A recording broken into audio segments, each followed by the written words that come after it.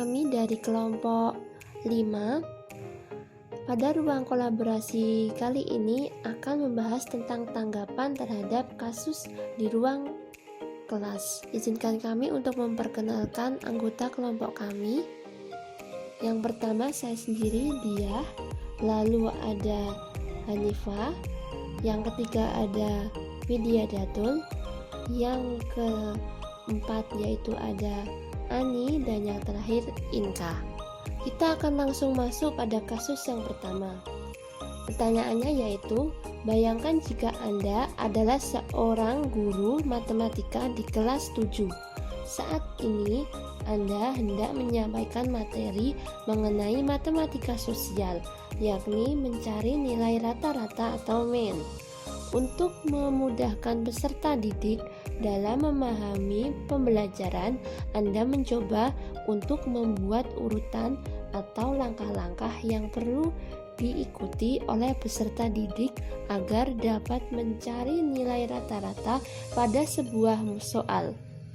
Anda meminta kepada peserta didik untuk mengerjakan soal yang Anda berikan. Hasilnya, peserta didik mampu mengerjakan dengan benar sesuai dengan langkah-langkah yang telah Anda siapkan.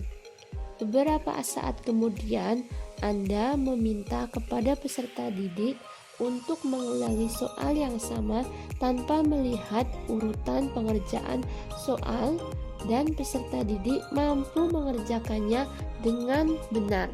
Menurut Anda, apa yang membuat peserta didik mampu mengerjakan soal dengan baik pada percobaan kedua atau tanpa melihat urutan atau langkah pengerjaan soal? Jawaban menurut kelompok kami yang pertama yaitu, menurut kelompok kami, peserta didik mampu mengerjakan soal dengan baik pada percobaan kedua walaupun tanpa melihat langkah-langkah dan metode pembelajaran yang mudah dipahami peserta didik. Selain itu, langkah-langkah yang dibuat oleh guru menekankan pemahaman konsep, sehingga ketika mereka sudah memahami dengan baik konsep pengajaran, peserta didik akan mudah mengingat langkah mengerjakan soal tersebut. Jadi kesimpulannya pada pertanyaan dalam kasus pertama yaitu, peserta didik akan lebih dapat dengan mudah mengerjakan soal-soal apabila seorang pendidik memberikan pengajaran dengan cara menjawab terfokus pada konsep yang akan diajarkan, tidak hanya terfokus dalam langkah-langkahnya saja.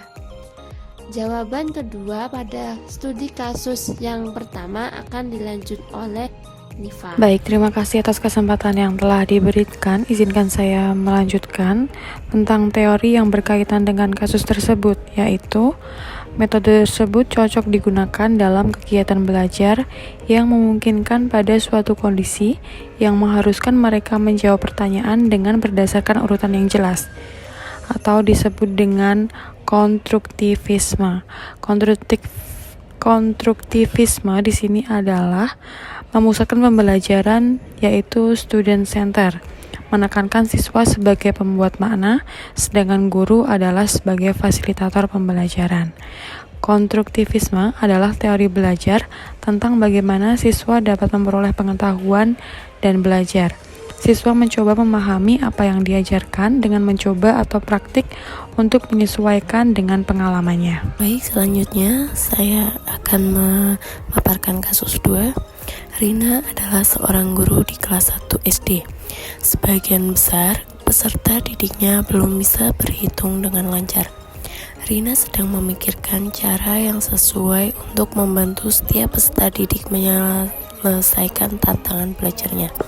Menurut Anda, apakah yang dapat Rina lakukan untuk membantu peserta didiknya sesuai dengan tahapan perkembangan usia?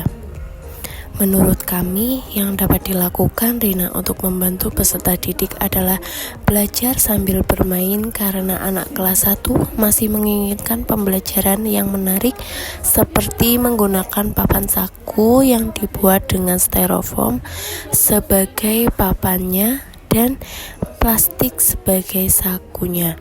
Sehingga dengan adanya media pembelajaran tersebut membuat siswa semangat mengikuti pembelajaran di kelas. Apa Anda menyarankan hal tersebut?